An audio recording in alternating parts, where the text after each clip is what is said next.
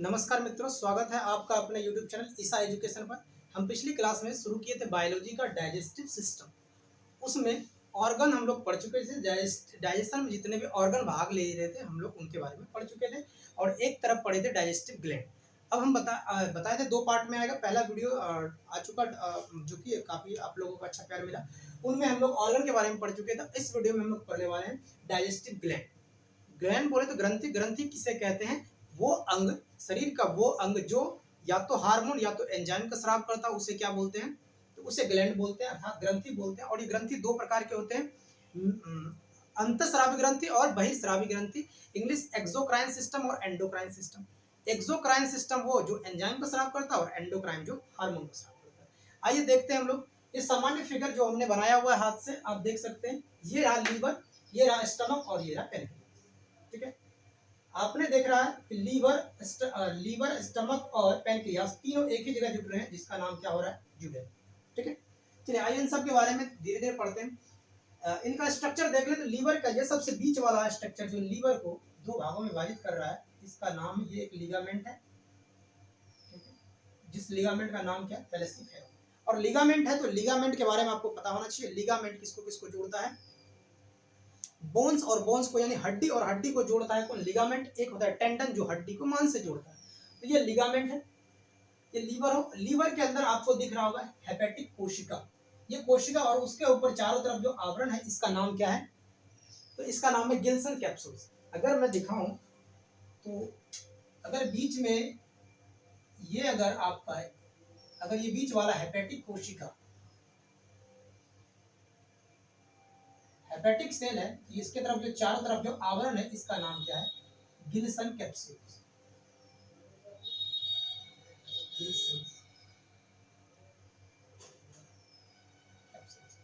Gilson capsule क्या करता है? इस कोशिका को ढककर रखता है और इसे सुरक्षा प्रदान करता है। ठीक, आइए देखते हैं लीवर क्या है। लीवर के बारे में जाने तो लॉन्गेस्ट ग्लैंड, ये हम ये लॉन्गेस्ट ग्लैंड है, हमारे शरीर की सबसे बड़ी ग्रंथि है। साथ ही साथ ये हमारे शरीर की सबसे भारी अंग भी है। अंग की बात करें लगभग 1.5 kg इसका वेट होता है। हमारे शरीर की सबसे बड़ी ग्रंथि कौन सी होगी? तो लीवर होगा आंसर। इसका वजन 1.5 kg के होने के कारण इसे सबसे भारी ग्रंथि भी, सबसे भारी अंग भी कहा जाता है। इसकी इकाई बोले तो, यूनिट बोले तो बेसिक यूनिट क्या है? हिपेटोसाइट। हिपेटोसाइट वही जो हेपेटिक सेल है, इसी से वर्ड बना है हिपेटोसाइट, जो इसकी बेसिक यूनिट है। इसमें कोशिका की बात करें तो हमने बता रखा है हेपेटिक सेल्स पाई जाती है और इसको इसको कवर्ड बाय गिल्सन सेल्स। ये किससे कवर्ड होती है? गिल्सन कैप्सूल से चारों तरफ से घिरा होता है। ये क्या करने का काम करता है? ये सिर्फ प्रोटेक्शन का काम देता है। प्रोटेक्शन यानी सुरक्षा, सुरक्षा आवरण। आप इसे गार्ड सेल भी कह सकते हैं। ये उसे सुरक्षा आवरण है और ये उसे सुरक्षा करता है। आगे देखें, इसके कार्य हैं कुछ। क्या कार्य हैं? तो बाइल जूस का निर्माण करता है। लीवर क्या करता है? बाइल जूस का निर्माण करता है। और ये बाइल जूस लगभग 600 से 700 ml पर डे निर्माण होता है। क्यों? क्योंकि ये हमें शरीर में खानों को पचाने में काम आता है। इस पीएच मान देखें इसका बाइल जूस का, तो 7.9 से लेकर 8.9, आप कह सकते हैं 8 से लेकर लगभग 9 के आसपास होता है। इसी के कारण इसका नेचर कैसा हो जाता है? Basic nature. ठीक है, यानी लीवर का नेचर, लीवर से जो बाइल जूस यानी पित्त रस निकलता है, इसका नेचर कैसा होता है? बेसिक नेचर यानी क्षारीय नेचर। और ये क्या करता है? भोजन को अम्लीय, एसिडिक टू बेसिडिक नेचर में, बेसिक नेचर में कन्वर्ट करता है। यानी अम्लीय खाना को किसमें बदलता है? तो अम्लीय खाना को क्षारीय खाना में बदलता है। अम्लीय खाना हमने क्यों कहा? क्योंकि आपने देख रखा है खाना पहले इसोफेगस से होते हुए कहाँ आएगा? आमाशय में। आमाशय में 3-4 घंटे पचने के बाद खाना कहाँ आता है? छोटी आंत में। आमाशय में आपने पढ़ा था पिछली क्लास में कि HCl यानी हाइड्रोक्लोरिक एसिड पाया जाता है, जो काफी स्ट्रॉन्गेस्ट एसिड है। इसी के कारण ये हाइड्रोक्लोरिक अम्ल के कारण ये सारा का सारा भोजन की प्रकृति कैसी हो जाती है? एसिडिक। एसिडिक होने के कारण ये छोटी आंत के ड्यूडेनम वाला पार्ट है, ये वाला छोटी आंत से ये खाना आती है, यहाँ पर छोटी आंत में। और ड्यूडेनम में आपने देख रखा कि लीवर से जो भी बाइल जूस निकलेंगे, ये कहाँ जा चले आता है? पहले निकलने के बाद ये चले आता है कहाँ पर? पित्ताशय में जाकर के स्टोर होता है। बाइल जूस यानी पित्त रस बनाता है लीवर है, स्टोर कहाँ होता है? पित्ताशय में। अगर पूछे पित्ताशय तक बाइल जूस को लेकर कौन जाता है, तो आंसर आपका क्या होगा? Cystic duct. ये सिस्टिक नलिका है। ये क्वेश्चन पूछा गया सीजीएल में। बाइल जूस को पित्ताशय तक ले जाने वाली नलिका का नाम क्या है? आंसर होगा सिस्टिक डक्ट। और सिस्टिक डक्ट के बाद ये कॉमन वाइल डक्ट जो कि फिर ये वापस रिटर्न भी हो जाती है। ये bile juice common while duct के जरिए कहाँ जुड़ता है करके छोटी आंत में गिराने वाले। ठीक है। अब ड्यूडेनम को पिछले क्लास में हमने बताया जंक्शन का कहते हैं, क्यों कहते हैं आप देख रखे हैं, लीवर, पैनक्रियाज और आमाशय तीनों एक ही जगह आकर जुट रहे हैं, ड्यूडेनम या ग्रैनी, इसलिए इसे क्या बोलते हैं, जंक्शन। ठीक है। आगे बढ़ते हैं। दूसरा बात, लीवर, लीवर जो बाइल जूस बनाता है, इसका काम क्या है, इमल्सिफिकेशन ऑफ वसा, वसा का पाइसीकरण। आप हम जो वसा खाते हैं, फैट खाते हैं, उसको ब्रेक डाउन करने का काम कौन करता है, तो लीवर के द्वारा बनाए गए बाइल जूस का। ठीक है। नोट याद रखिएगा, बाइल जूस में कोई भी एंजाइम नहीं होता, लेकिन ये एंजाइम को एक्टिवेट करने का काम करता है। जैसे कि आपने अमाशय में पढ़ा था, HCl हाइड्रोक्लोरिक अम्ल क्या करता है, तो पहले तो कुछ जो हमारे लिए अनवांटेड चीजें उनको किल करने का काम करता है, यानी बैक्टीरियाज वगैरह जो खाने में कुछ चले आते हैं अनवांटेड चीज, उन्हें किल करने का काम, और वो एंजाइम को भी एक्टिवेट कर रहा था। इसके बाद देखेंगे इसके बाद ये बाइल जूस में कोई भी एंजाइम नहीं होता, किंतु ये एंजाइम एक्टिवेटर यानी सक्रिय करने का काम करता है। ठीक है। ट्रिप्सिन, रेनिन एंजाइम, ये सारे के सारे एंजाइम को क्या करता है, वो सक्रिय करने का काम करता है। कौन, तो बाइल जूस। ठीक है। बाइल जूस में दो साल्ट पाए जाते हैं, याद रखिए, ये भी क्वेश्चन पूछा गया कि बाइल जूस में क्या लवण पाए जाते हैं, बिल्कुल पाए जाते हैं। ये दो लवण पाए जाते हैं, सोडियम ग्लूकोलेट और सोडियम टेरिकोलेट। ठीक है। सोडियम ग्लूकोलेट और सोडियम टेरिकोलेट पाए जाते हैं। इसके साथ ही साथ लीवर हमारा क्या करता है, लीवर, लीवर काफी इंपॉर्टेंट चीज है। लीवर क्या करता है, टॉक्सिक कन्वर्टर का काम करता है। लीवर टॉक्सिक कन्वर्टर का काम करता है, यानी लीवर अमोनिया को यूरिया बदल देता है, जो कि यूरिन के थ्रू बाहर है। और liver also heparin and cholesterol का भी निर्माण करता है। लीवर किसका निर्माण करता है, हेपेरिन और कोलेस्ट्रॉल का भी निर्माण करता है। हेपेरिन क्या होता है, हेपेरिन वो एंटी कोगुलेटिंग एजेंट होता है, जो हमारे बॉडी में यानी शरीर के अंदर खून को जमने नहीं देता है। ठीक है। और कोलेस्ट्रॉल, और ये रहा कोलेस्ट्रॉल, और ये रहा कोलेस्ट्रॉल, और यहीं पर जो आपने दो साल्ट पढ़ा, ये दो साल्ट और कोलेस्ट्रॉल जब इनकी अमाउंट इंक्रीज कर जाएगी, तो शरीर में क्या हो जाएगा, गैलेस्टोन हो जाएगा, सॉरी पित्ताशय में क्या हो जाएगा, गैलेस्टोन। और गैलेस्टोन का मतलब ये होता है पित्ताशय में पथरी। ठीक है। पित्ताशय में अगर कोलेस्ट्रॉल और सोडियम ग्लूकोलेट और सोडियम टेरिकोलेट यानी लवण और इस कोलेस्ट्रॉल के बढ़ जाने से पित्ताशय में क्या होगा, पथरी होगा, जिससे हम लोग क्या बोलते हैं, गैलेस्ट्रॉल बोलते हैं। अब इसके दो उपचार बनाए गए हैं, एक है लिथोस्ट्रोपी, एक है कोलेस्टेक्टोमी। लिथोस्ट्रोपी और कोलेस्टेक्टोमी क्या है, जब पित्ताशय में एक दो पथरी आते हैं छोटे छोटे, तो उन्हें अल्ट्रासोनिक वेव से तोड़ दिया जाता है। ठीक है। जिसे हम लोग क्या कहते हैं, लिथोस्ट्रोपी। ये भी पूछा गया चीज है कि लिथोस्ट्रोपी का मतलब क्या होता है, आमाशय में पथरी को नष्ट कर देना क्या कहलाता है, लिथोस्ट्रोपी। ठीक है, बाय अल्ट्रासोनिक वेव। अब कोलेस्टेक्टोमी क्या होता है, अब तो एक दो थे तो उसे तोड़ दिया लिथोस्ट्रोपी के द्वारा, लेकिन जब एक दो से अधिक तीन चार बड़े बड़े अगर हो जाएंगे, तब हमें क्या करना होगा, इस बाइल गॉल ब्लैडर को, यही पित्ताशय को क्या करना होगा, काट करके हटाना होगा। ठीक है। ये हमने पढ़ा अभी लीवर के बारे में। अभी आप वीडियो को मैं थोड़ी देर के लिए पोस्ट करूंगा, फिर आप देखेंगे पित्ताशय के बारे में। पित्ताशय के बारे में क्या कुछ, या फिर पोस्ट नहीं करते हैं, सीधा ही पढ़ाते हैं। ये है क्या, इनके बारे में आई थिंक समझ में आ गया। जिसको स्क्रीनशॉट लेना आप स्क्रीनशॉट ले सकते हैं, उसकी संरचना यहाँ दिया गया है। अब आप पित्ताशय को देखिए।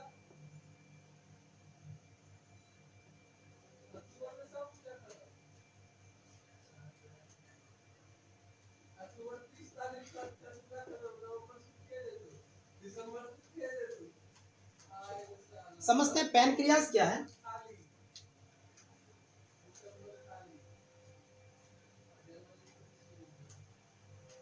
पैनक्रियाज बोले तो अग्नाशय।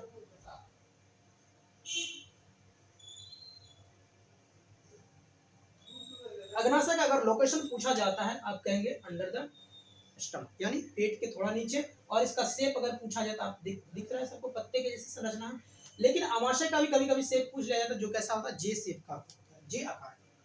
इसकी बात कर लें, इसकी आकृति स्ट्रक्चर कैसा होता है, आप कहेंगे पत्ती नुमा संरचना होती है। पत्ती नुमा संरचना।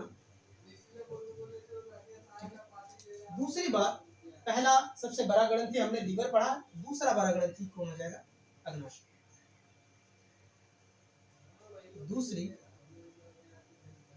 बड़ी ग्रंथि यानी सेकंड लार्जेस्ट। और साथ ही साथ ये क्या होगा सर, मिक्स्ड ब्लेंड होगा। हमने बताया था मिक्स ग्लैंड यानी मिश्रित ग्रंथि।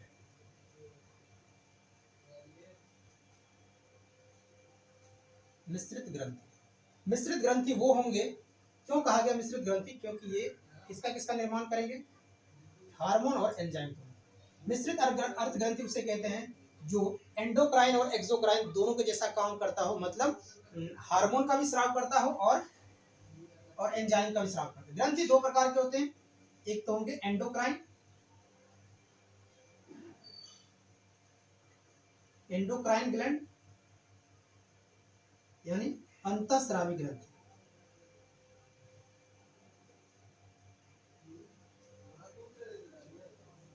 अंतःस्रावी ग्रंथि।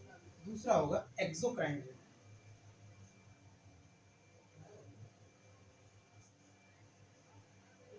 एक्सोक्राइन ग्लैंड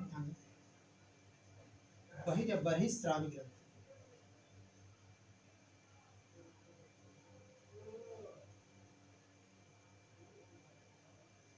एक्सोक्राइन ग्लैंड ये तो एंजाइम का सिक्रेशन करता है, एंजाइम का सिक्रेशन करता है, और ये हार्मोन का सिक्रेशन करता है। ये दोनों ही काम कहाँ पर होते हैं, पैनक्रियाज में, इसलिए पैनक्रियाज को क्या कहते हैं, मिश्रित ग्रंथि। अब जानते हैं ये दो एंजाइम और हार्मोन कहाँ से निकलते हैं। इस पैनक्रियाज को देखते हैं, तो पैनक्रियाज में एक आपको ये छोटे छोटे डॉट्स दिख रहे होंगे, ये बड़े बड़े, इन्हें क्या बोलते हैं, आइसलेट्स ऑफ लैंगरहैंस यानी लैंगरहैंस की द्विपिका। अब लिखना चाहे लिख सकते हैं, स्क्रीनशॉट ले लीजिएगा, हम मिटा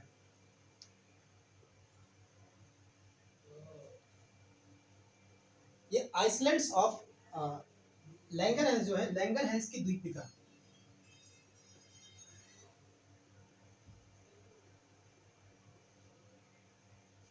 लैंगरहैंस की द्वीपिका। ये लैंगरहैंस क्यों नाम पड़ा, क्योंकि लैंगरहैंस नामक साइंटिस्ट ने सबसे पहले पैनक्रियाज के अंतर्गत ये छोटे छोटे उभरे हुए संरचना देखी, जिसे उसने क्या कहा, आइसलेट्स का। कभी कभी पूछा, एक क्वेश्चन एक बार पूछा गया था, आइसलेट्स ऑफ लैंगरहैंस कहाँ पाई जाती है। आइसलैंड का मतलब बहुत लोगों ने समझ लिया था कि क्या है, ये आइलैंड के बारे में पूछा जा रहा है। ऑप्शन में अंटार्कटिक ओशियन भी था, तो बहुत लोगों ने वही सब टिक किया होगा। तो ध्यान से रखिएगा, islets not island, islets of Langerhans, ये अग्नाशय लैंगरहैंस की द्वीपिका है। लैंगरहैंस की द्वीपिकाएं में 3 सेल, वैसे तो 3 4 5 सेल पाए जाते हैं, लेकिन मुख्यतः 3 सेल पाए जाते हैं। इस 3 सेल का नाम सुनिए,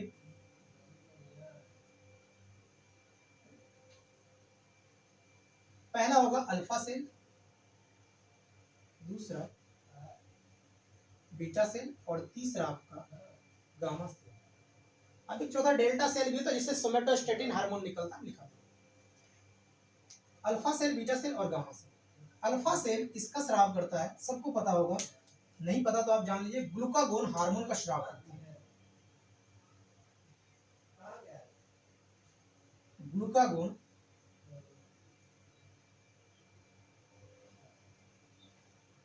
glucagon hormone,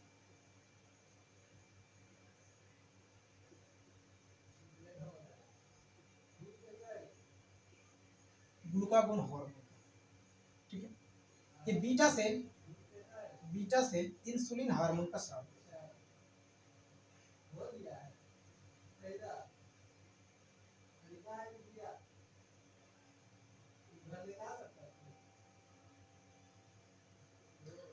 insulin insulin hormone का स्राव किया। और हमारा गामा सेल जो है, पॉलीपेप्टाइड्स का भी निर्माण करता है। गामा सेल 3 4 चीज का निर्माण करता है। पहले तो कह लीजिए क्या, पॉलीपेप्टाइड्स,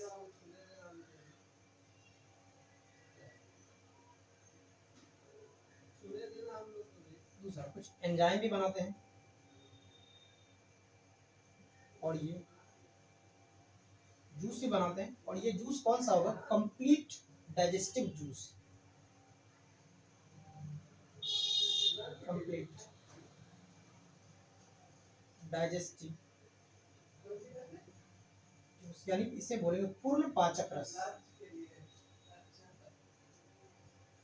पूर्ण पाचक। ये पूछा जाता है कि पूर्ण पाचक रस का स्राव कहाँ से होता है, तो अग्नाशय से होता है। और वहाँ अग्नाशय के कौन से सेल से, तो गामा सेल्स। हमने बताया कि इसे मिश्रित ग्रंथि बोलते हैं, क्यों? क्योंकि ये हार्मोन हार्मोन तो आपको दिख गया, ये दो हार्मोन और यहाँ पर एंजाइम, इन दोनों हार्मोन और एंजाइम का स्राव करता है, इसलिए इसे क्या बोलते हैं? ग्रंथि। ये कौन से मिश्रित अर्ध ग्रंथि बोलते हैं।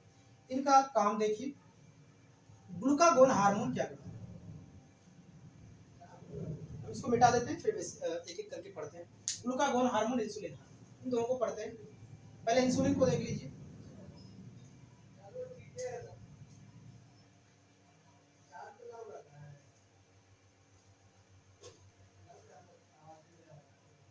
इंसुलिन हार्मोन,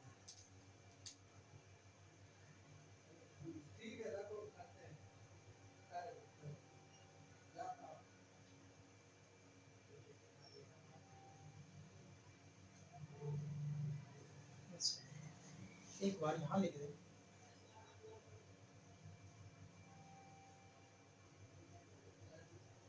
अल्फा से बीटा से गामा। अल्फा सेल में लिखा क्या? Glucagon hormone.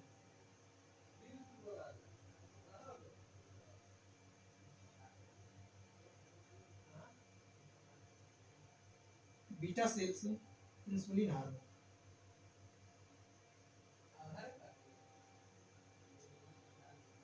और गामा सेल से पॉलीपेप्टाइड्स,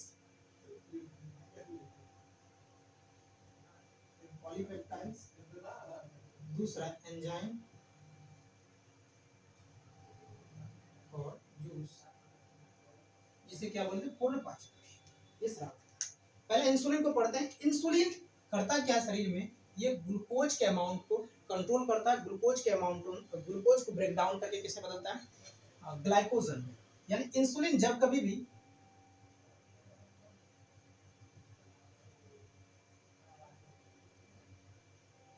इंसुलिन जब किसके साथ मिलेगा? ग्लूकोज के साथ। किसके साथ? ग्लूकोज के साथ।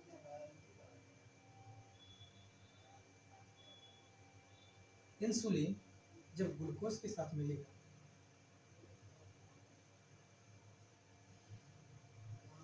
तो ये किसको बदल देता है? ये बदल देता है ग्लूकोज को ग्लाइकोजन में। इसमें ग्लाइकोजन,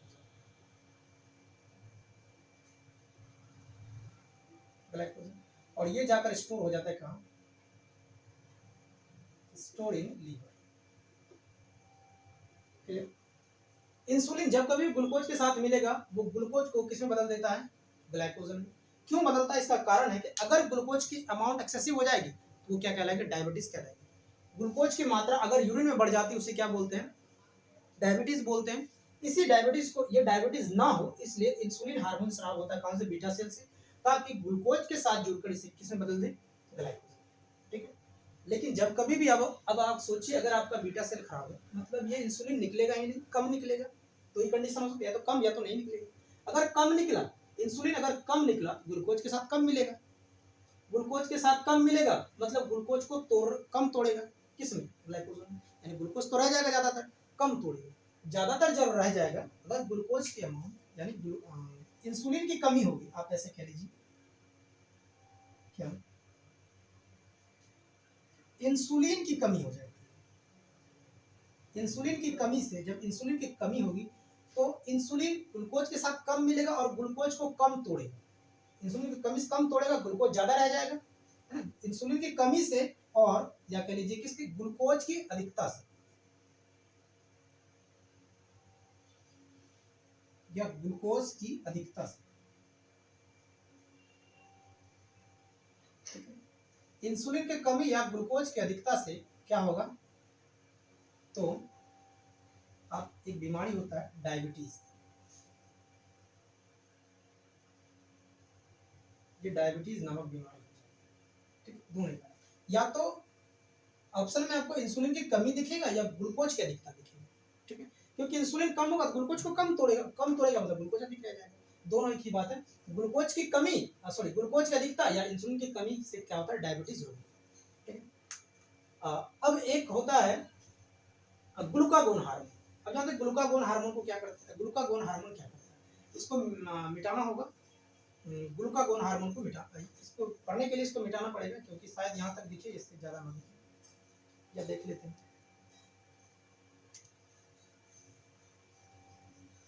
और दूसरा पढ़ते हैं, मिटा ही देते हैं।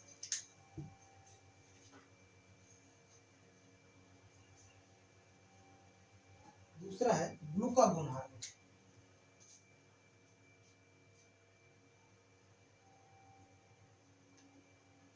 ग्लूकागोन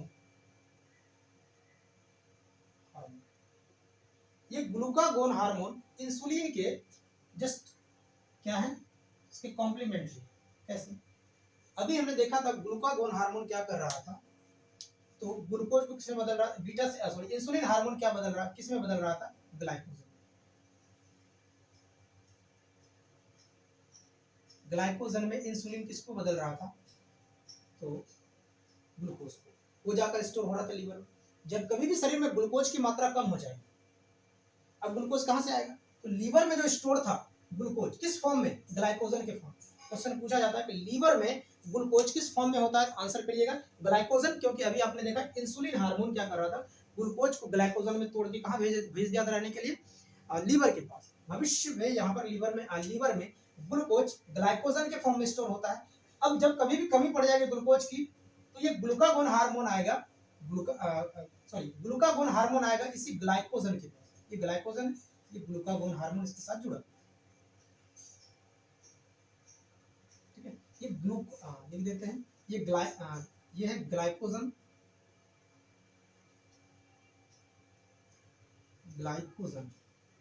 ग्लाइकोजन ग्लूकोज के रूप, ग्लूकोज किसके रूप में था, ग्लाइकोजन किसके पास, लीवर के पास। लिख लीजिए ये कहाँ, लीवर में स्टोर होता है। ग्लाइकोजन के साथ जुड़ा क्या, ग्लूकागोन हार्मोन,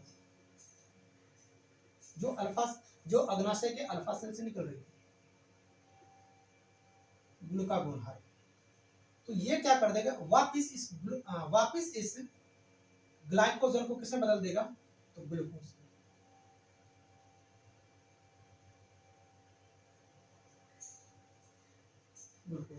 यानी वापस फिर से शरीर में ग्लूकोज की मात्रा बैलेंस हो जाए। आपने देखा कि ये दोनों आपस में एक दूसरे का भाई कह लीजिए, जो भी कह रहे समझने के लिए, आपस में एक दूसरे का कॉम्प्लीमेंट्री की तरह काम करता, मतलब एक दूसरे का है। जब ग्लूकोज कमजोर पड़ जाए, ग्लूकोज ये इंसुलिन कम बनेगा तो डायबिटीज हो जाएगा, और ज्यादा बन गया तो वो ग्लूकोज को किस फॉर्म में तोड़ देगा, ग्लाइकोजन के फॉर्म में तोड़ देगा, जो लीवर में चला जाएगा। और फिर लीवर से जब कभी शरीर में ग्लूकोज की कमी होगी, तो ये ग्लूकागोन हार्मोन लीवर के पास जाएगा और ग्लाइकोजन से अभिक्रिया करके क्या बनाएगा, ग्लूकोज वापस बनाएगा। ठीक है। आपने देखा कि यहां से बाइल जूस आया, लीवर से क्या आया, बाइल जूस, इस अग्नाशय से अग्नाशय रस, एंजाइम और जूस, पॉलीपेप्टाइड, ये सारे के सारे कहां पर मिल रहे हैं, आकर के छोटी आंत के ड्यूडेनम। इसीलिए अब बताइए, खाना आधा लगभग यहाँ पच गया था, यहाँ पच गया था, जब इतने चीज इनको मिलेंगे तो क्या खाना बचेगा, नहीं। यही कारण है कि छोटी आंत के ड्यूडेनम वाले भाग में खाना पूरा पच जाता है। और छोटी आंत का सबसे नीचे वाला भाग पिछली क्लास में बताए थे, जो कि था इलियम, वहां पर जो उंगली नुमा संरचना होती थी, वो खाने का वहां थोड़ा बहुत एब्जॉर्प्शन नहीं होता, यानी पूर्ण पाचन कहाँ हो गया, ड्यूडेनम में। ये था छोटा सा क्लास। आपको अगर वीडियो अच्छा लगता है तो लाइक करिए, सब्सक्राइब करिए एंड चैनल को शेयर करिए, कमेंट भी करिए। अगर किसी स्पेशल टॉपिक पर, ये भी बायोलॉजी का सेशन चल रहा है, अगर बायोलॉजी के किसी भी टॉपिक पर, स्पेशल टॉपिक पर आपको वीडियो चाहिए तो आप जरूर कमेंट करिए। और ये चैप्टर खत्म हो चुका है, इसके बाद हमें इसके क्वेश्चन लगाने, लगभग 25 से 30 क्वेश्चन हम लेकर आएंगे अगले वीडियो में। आप बने रहिए हमारे साथ, और तब तक के लिए नमस्कार, मिलते हैं किसी अगले वीडियो में, धन्यवाद।